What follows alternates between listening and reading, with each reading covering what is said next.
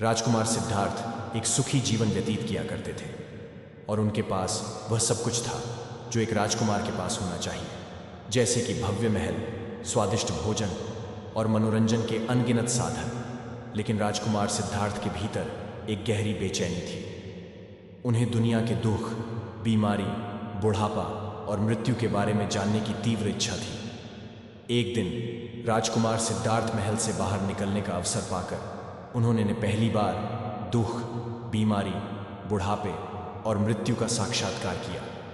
यह उनके लिए एक गहरा सदमा था।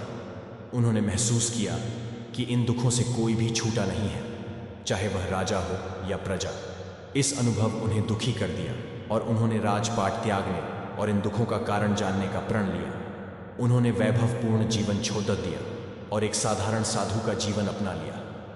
राजकुमार सिद्धार्थ ने कई वर्षों तक उन्होंने विभिन्न शिक्षकों से ज्ञान प्राप्त किया और कठोर तपस्या की।